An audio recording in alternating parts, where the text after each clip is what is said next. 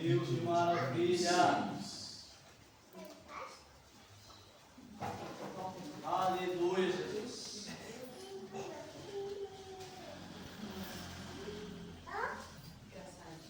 Angélica escreveu. Graças a Deus. Mateus, capítulo de número 6.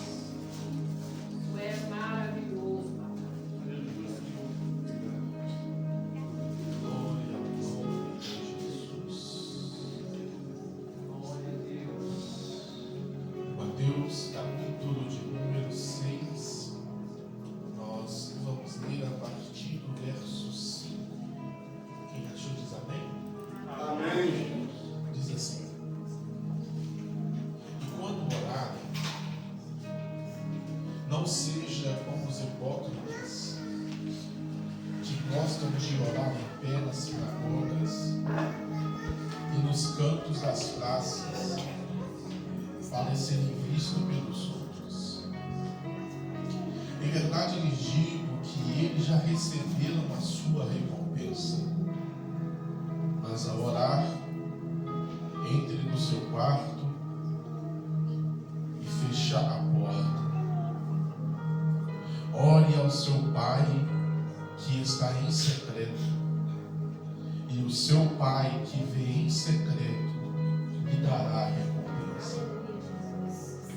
E orando, não usem de vãs repetições, como os gentios, porque eles pensam que por muito falar serão ouvidos. Não sejam, portanto, como eles, porque o Pai de vocês sabe o que vocês precisam antes mesmo de falarem.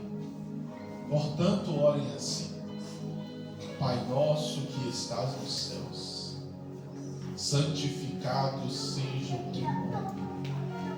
Venha a nós o teu reino, seja feita a tua vontade, assim na terra como nos céus. O pão nosso de cada dia nos dai hoje. Perdoa-nos as nossas dívidas, assim como nós também perdoamos aos nossos devedores.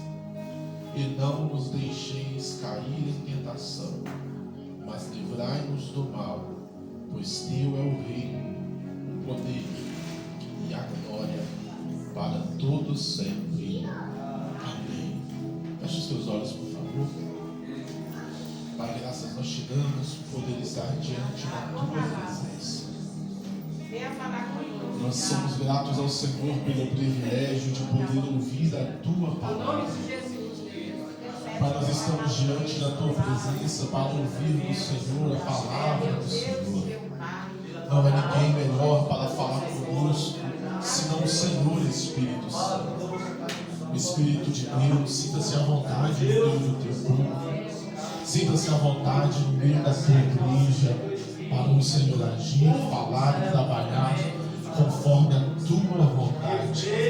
Envia sobre nós a tua palavra com grande poder e glória. Pai, que nós possamos ouvir, entender e compreender tudo aquilo que o Senhor quer falar conosco nesta noite. Fala conosco e nós viveremos. Alimente a nossa alma pela tua palavra. É o que nós te pedimos no nome do Pai, do Filho e do Espírito Santo de Deus. E toda a igreja diz amém. Pode se assentar aplaudindo o nome de Jesus.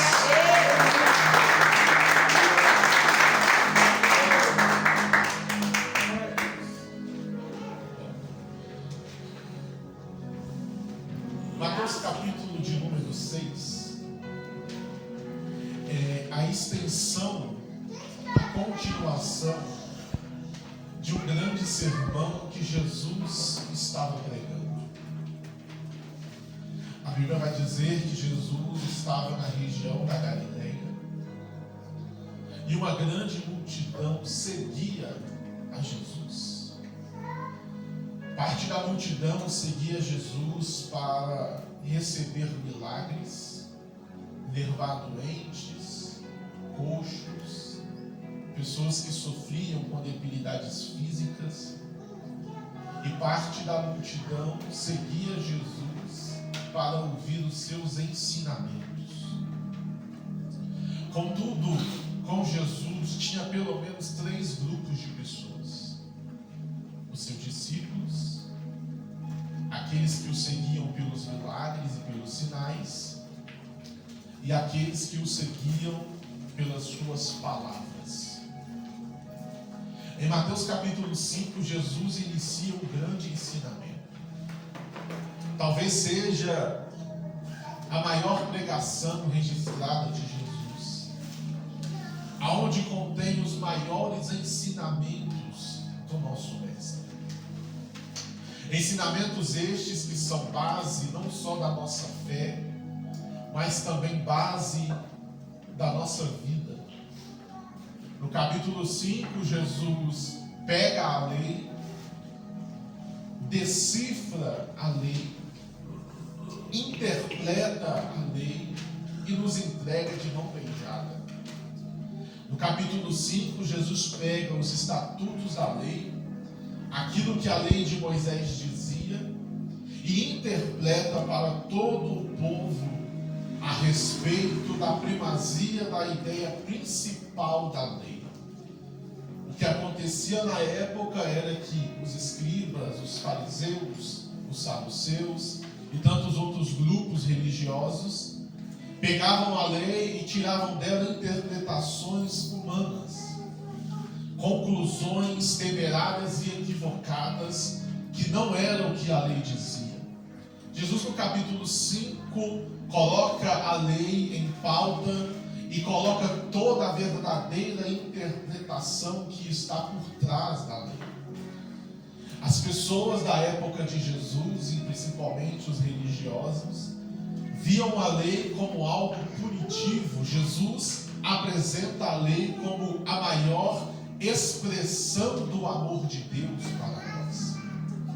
O capítulo 6 é a continuação deste ensinamento, aonde Jesus está falando sobre a hipocrisia daqueles que se diziam os filhos e os escolhidos de Deus, na qual Jesus começa falando sobre esmolas, sobre o tratamento que essas pessoas não tinham com o próximo.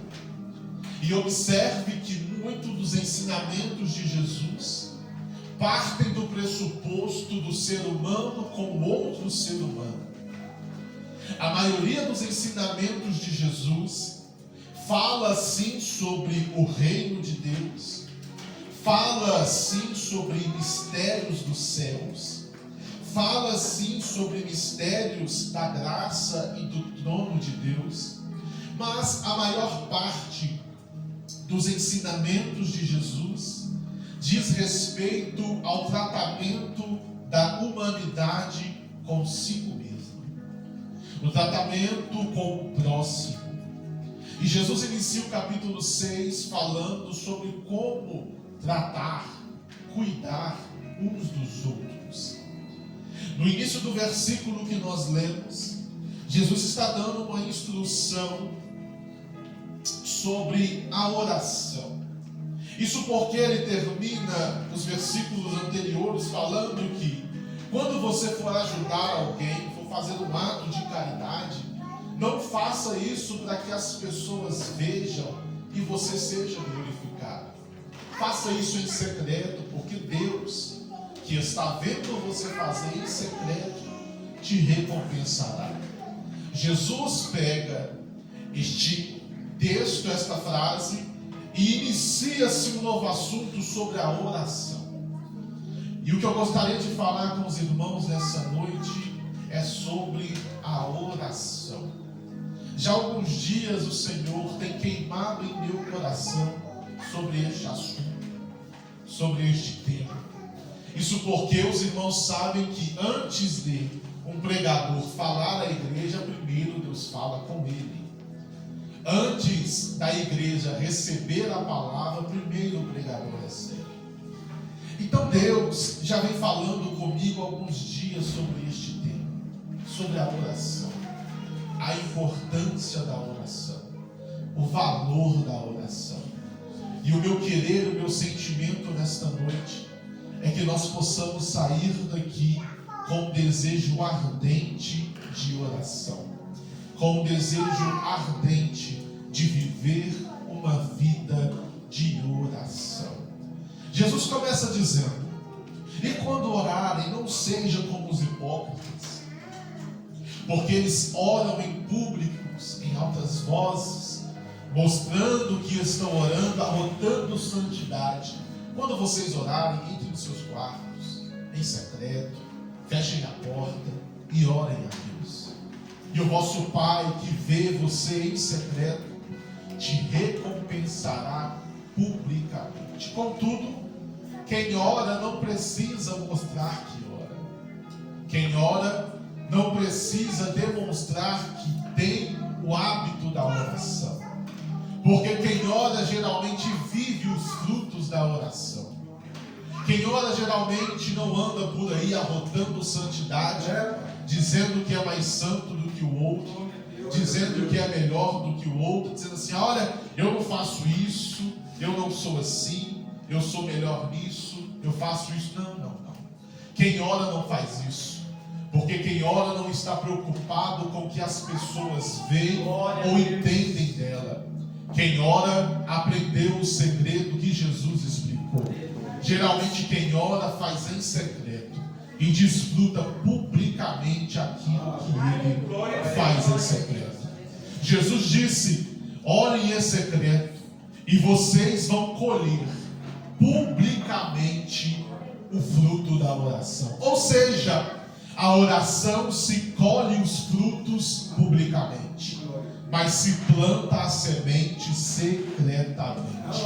E eu preciso te dizer nessa noite que você precisa plantar as suas sementes secretamente com Deus. E por que eu estou falando isso?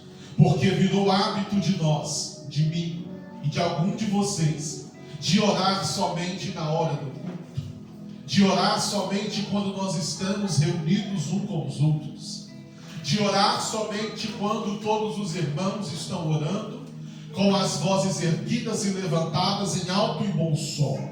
E nós oramos, fazemos as nossas orações nos cultos, e quando nós formos para nossas casas, nós não temos o hábito da oração. Mas eu gostaria de iniciar esta mensagem citando o que Jesus disse: colha os seus frutos da oração publicamente, mas plante-os secretamente. É na sua casa, é no seu quarto, é na sua intimidade, é no seu ambiente fechado, trancado, escondido, aonde ninguém vê, ninguém reconhece, ninguém elogia, ninguém fala: olha ela orando, olha ele orando. Ninguém fala, porque você está em secreto. Mas lá tem um Deus olhando você, ouvindo a sua oração, porque os olhos do Senhor estão abertos, os ouvidos do Senhor não estão tampados para não ouvir as vossas orações. Contudo, ore secretamente, busque secretamente, plante a sua semente no secreto, chore no secreto, plante no secreto, ore, clame no secreto, porque Deus te dará o fruto da tua plantação. Deus te dará o fruto da sua oração. Deus te dará o fruto do teu clamor. Eu preciso te dizer nessa noite, ainda que muitos de nós já não cremos mais nisso, ainda que muitos de nós já não praticamos mais isso, mas Deus escuta as suas orações. Isso parece muito óbvio, isso parece muito óbvio para ninguém saber, mas existem pessoas que estão na igreja há 10 anos, 15 anos, 20 anos e ainda não aplicou isso. Deus escuta as suas orações. Tudo que você fala com Deus não são palavras lançadas ao vento. Tudo que você fala com Deus não são palavras vazias que saem da sua boca e voltam para si mesmo. Não. Tudo que você você fala com Deus, Deus ouve, Deus escuta, Deus junta as suas orações, colhe as suas sementes e te dará a sua recompensa. Glória a Deus, aleluia. Contudo, Jesus continua falando sobre a beleza da oração. E Jesus cita dizendo: contudo, quando orarem, dizem assim: Pai nosso que estás nos céus, santificado seja o teu nome. Vamos falar isso junto?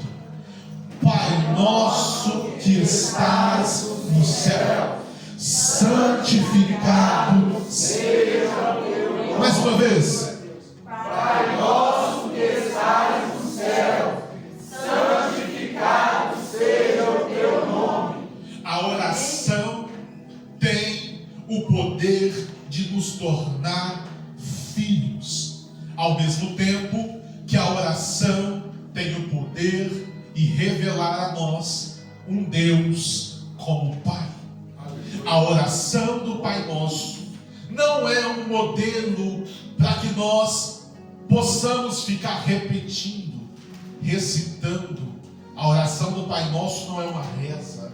A oração do Pai Nosso é um modelo. A oração do Pai Nosso é um exemplo. A oração do Pai Nosso é um ensinamento. E quais são os ensinamentos? O primeiro, Pai Nosso. Porque quando nós oramos, nós nos tornamos filhos. Quando nós oramos, nós deixamos de ser estrangeiros. Nós deixamos de ser estranhos. Nós deixamos de ser rebeldes, infelizes e pessoas afastadas de Deus. Quando nós oramos, nós saímos da qualidade de estrangeiro, de forasteiros, de cumpridores da lei, para sermos filho de Deus.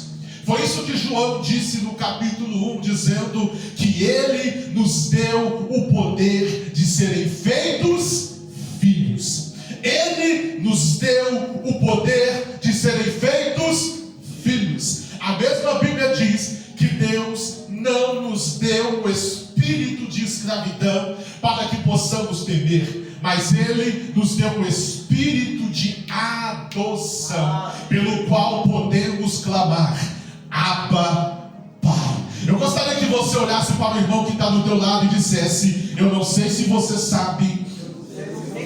Não, os irmãos estão meio tímidos hoje, né? Dá um sorriso para ele, para perder o gelo. Fala para ele igual o Joe disse: está bonito hoje, varão. Tu está bonita hoje, minha irmã. Isso, agora fala para ele: eu não sei se você sabe. Eu não sei se já te contaram. Diga para ele: mas Deus não é um Deus que está isolado de você. Diga assim: Deus não é um Deus que está distante de você. Diga para ele: Deus é o seu, o meu, o nosso papai. Diga para ele: Deus é o nosso papai. Isso. Deus não está longe. Deus não está afastado. Deus não está escondido. Muito pelo contrário, Ele está perto. Ele está próximo. Ele está conosco. Não só porque Ele é o nosso Deus, não só porque Ele é o nosso Senhor, não só porque Ele é o nosso Salvador, e porque Ele é o nosso Pai. O nosso Pai. Deus não está distante, porque Deus é o nosso Pai. Jesus usa muito bem esta analogia de pais para filhos, ensinamentos de pais para filhos. Uma vez, Jesus dizendo uma parábola disse assim: quem é de vocês que pedindo seu filho um pão lhe dará uma cobra? Se vocês que são maus sabem dar aos seus filhos coisas boas, quanto mais o vosso Pai Celestial, que conhece e sabe das suas necessidades. Se nós que somos ruins sabemos discernir o certo do errado, o bom do ruim, aquilo que é bom para nós e não é, aquilo que é bom para os nossos filhos e não é, imagina Deus, imagina o nosso Pai.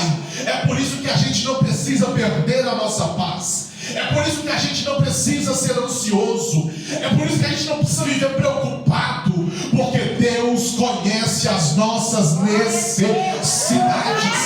Versículo de número 4, versículo de número 7, Jesus disse assim: não sejam portanto como eles, porque o Pai de vocês sabem o que vocês precisam antes mesmo de vocês falarem. Levante as suas mãos para os céus, porque eu preciso liberar uma palavra. Deus já conhece a sua necessidade, Deus já conhece a sua dor, Deus já conhece a sua preocupação, Deus já conhece o que é que tira a sua paz, Deus já conhece qual é a sua fragilidade, Deus já conhece qual é o seu pecado, Deus já conhece qual é a sua fraqueza. Então não perca a paz, não fique desanimado, não olhe para trás. Ele te conhece bem antes que você, Ele te conhece bem antes que eu. Antes de nós nascermos, Ele já tinha te dado nome. Antes de você existir, Deus já tinha escrito a sua história, porque Ele é um Pai.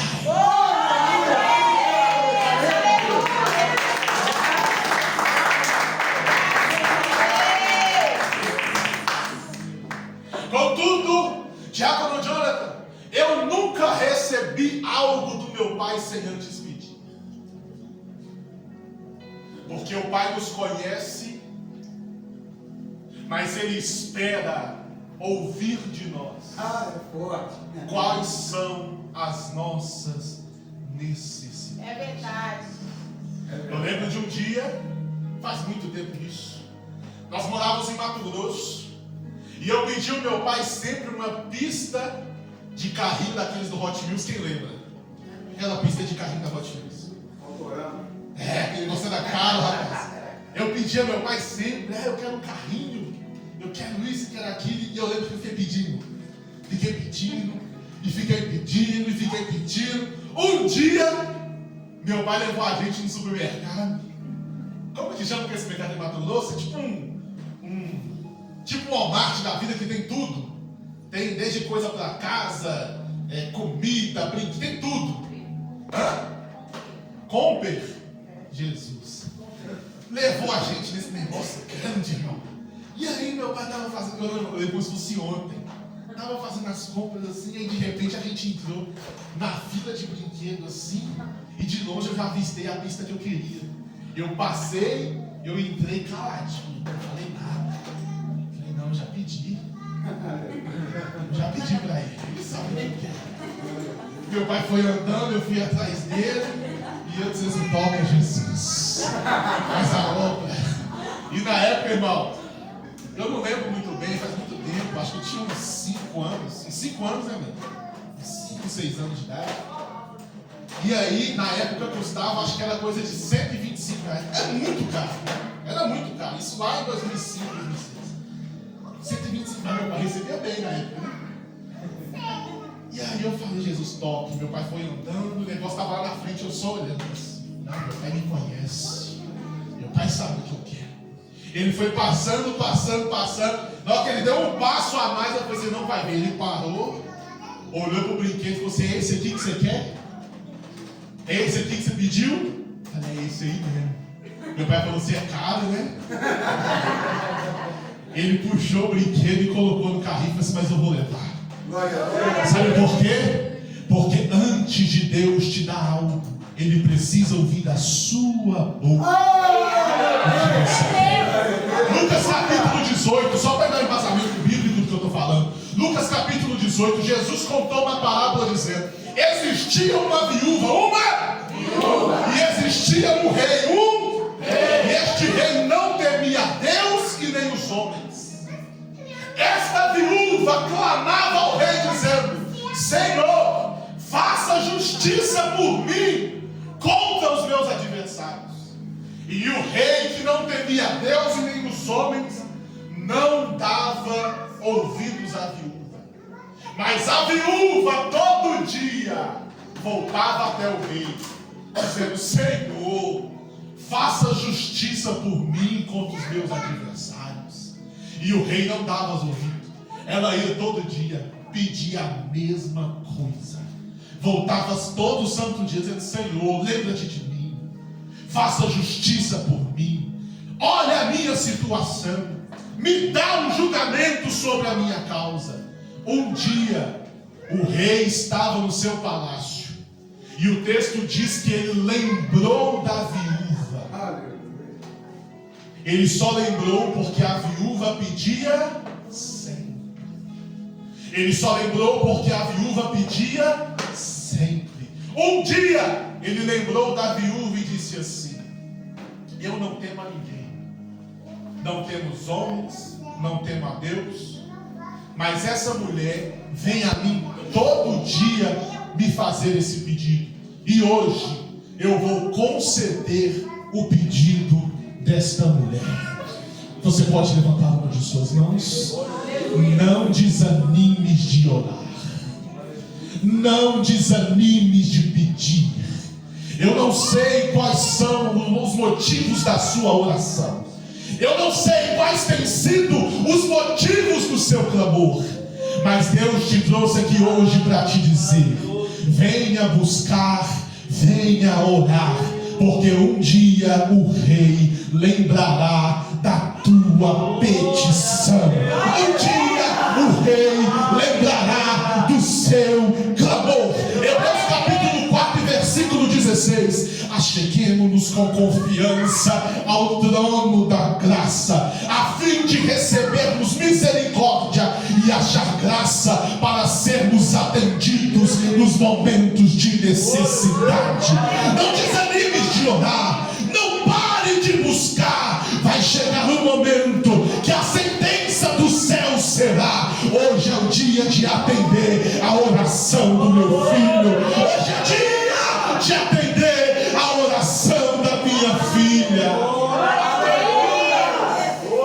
Contudo, a oração tem um grande poder. Ela nos torna filhos. Diga comigo: a oração me torna filho de Deus. Aleluia. Você pode colocar o texto que a gente está falando aqui? Que aí a gente vai acompanhar junto. Que essa a gente lê a oração do Pai Nosso e a gente lê para repetir. Hoje eu vou explicar para os irmãos o que é a oração. O primeiro segredo da oração do Pai Nosso é que ela nos torna filhos. John Wesley uma vez disse assim: Deus não faz nada sem antes nós pedirmos. Deus conhece a sua necessidade, conhece o seu clamor, mas como Pai, Ele precisa que você o peça socorro. Como Pai, Ele precisa que você o peça ajuda. Porque todo filho, quando entra em uma situação sem saídas, ele não procura a mãe. Ele não procura os braços da mãe, porque o braço da mãe é lugar de conforto.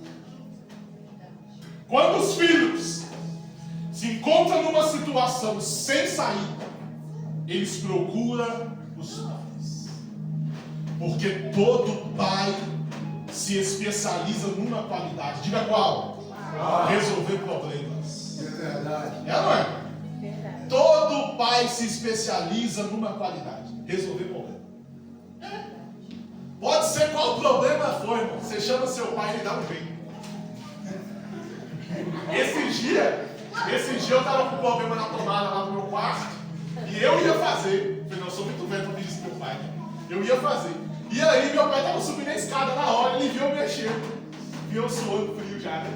Viu de felicidade. Aí eu falei, o que você está fazendo? É porque estourou aqui, eu estou tentando me conectar de novo. Ele disse, não, chega pra mim. Ele pegou e resolveu o problema para mim. Porque todo pai é especialista em resolver problemas. E o nosso Pai que está sentado no trono não é diferente. Ele é especialista em dar solução aos problemas dessa vida. Passa o próximo versículo, por favor. Venha o teu reino e seja feita a tua vontade. O segundo poder da oração é que ela nos aproxima da vontade de Deus. Geralmente, quando nós oramos, a oração nos aproxima da vontade de Deus. A Bíblia nos adverte seriamente a não seguirmos as nossas próprias vontades. A Bíblia nos adverte seriamente a não seguirmos o nosso coração. Provérbios 14 e 12. Há caminhos que para o homem parecem ser caminhos, mas no final são caminhos de morte. A Bíblia adverte dizendo: não siga as suas vontades, não siga o seu coração, porque o coração do homem engana. As nossas vontades são ilusórias. E por isso nós não podemos seguir as nossas vontades. A Bíblia diz que quem anda em espírito não cumpre as vontades da carne. A Bíblia caminha numa linha séria para nós não obedecermos às nossas vontades, os nossos desejos, as nossas concupiscências. E é por isso que muitas vezes nós oramos, pedimos e pedimos e não somos ouvidos, e não somos respondidos. Disse Tiago no capítulo 4, versículo 3: vocês oram, pedem muito e não recebem, porque pedem mal, para se deleitar com as suas próprias vontades. O problema das nossas orações é quando nós colocamos demais os nossos desejos, as nossas vontades, acima do propósito de Deus, acima do plano do Senhor. Quem lembra da história de Ana? Enquanto Ana orava sem propósito, Deus nunca respondeu. No dia que Ana entrou no propósito de Deus, alinhou a sua vontade à vontade de Deus, Deus realizou um milagre. Porque toda vez que a minha vontade choca com o propósito de Deus, Deus não realiza a minha vontade. Mas todas as vezes que a minha vontade se alinha com o propósito de Deus, irmão, é batata. A sentença é certa. A sentença é uma: vitória e glória, adoração e glorificação. Isaías capítulo 55, versículo 8 diz: porque os meus pensamentos não são como os vossos pensamentos, os meus caminhos não são como os vossos caminhos. Porque assim como os céus são mais altos do que a terra, assim os meus caminhos são mais altos do que os vossos caminhos, e os meus pensamentos mais altos do que os vossos pensamentos. Porque assim como desce a chuva, a neve dos céus, e para lá não voltam, mas reagem à terra e fazem produzir e brotar, e dá semente ao semeador e pão a que come, assim será a minha palavra.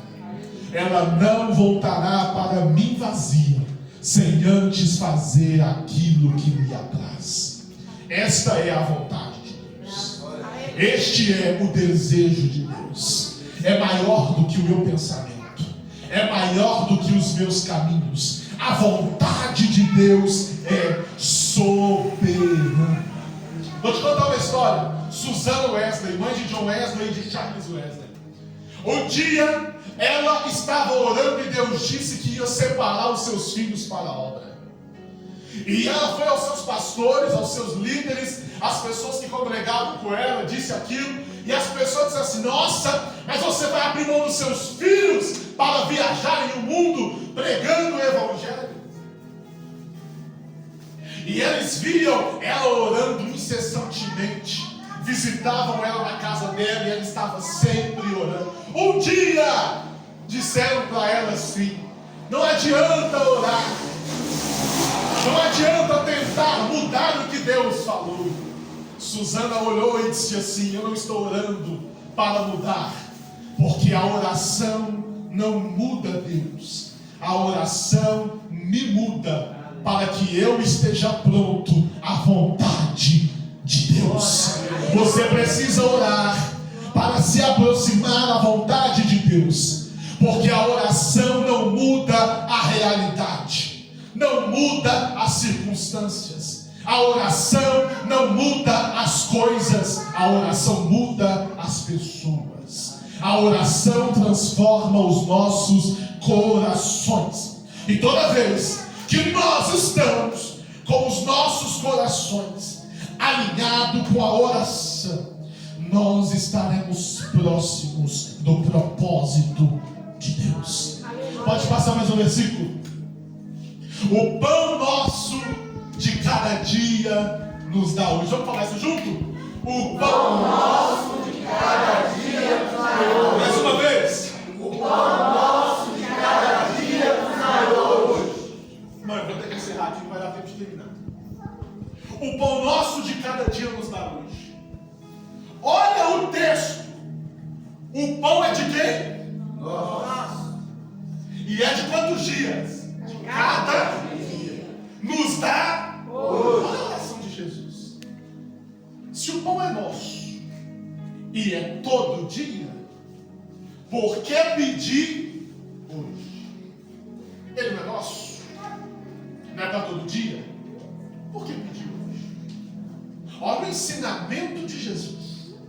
O pão nosso de cada dia nos dai hoje. A oração produz a provisão de Deus. Êxodo capítulo 16. Deus disse a Israel no deserto assim: eu vou enviar maná. Vocês vão pegar o maná, a quantidade suficiente para comer um dia. Não estoquem maná. Peguem o maná o suficiente para hoje e comam. Alguns dos israelitas pegavam o maná e estocavam. Quando chegava o outro dia, o maná estava embolorento, cheio de bichos e estragado.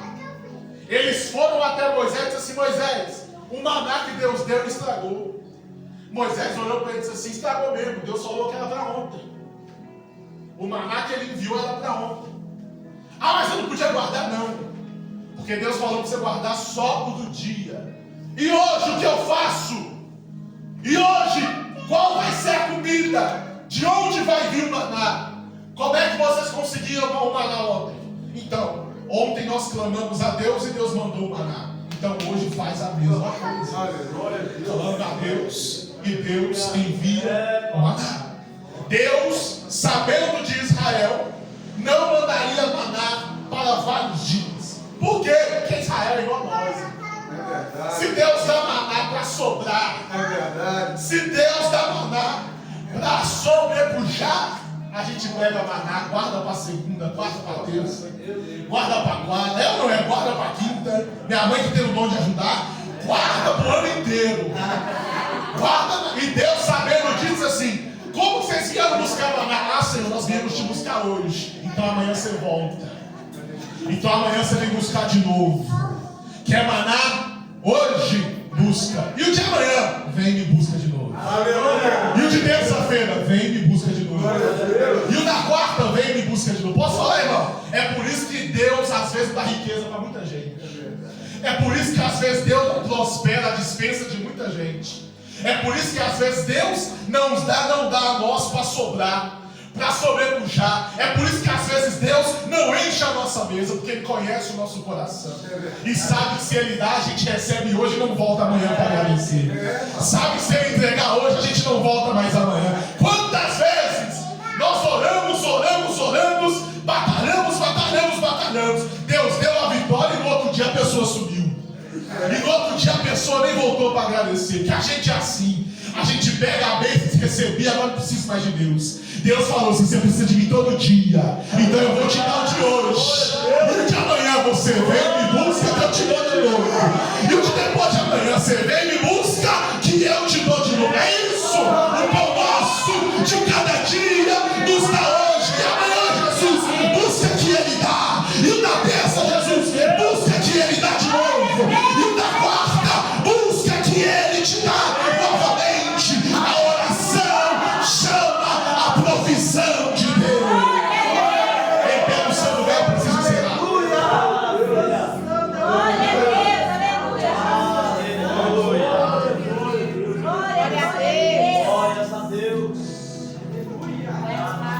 Versículo 34, Jesus disse assim: não andei preocupados com o dia de amanhã. Deus Todo-Poderoso. Pois basta cada dia as suas preocupações.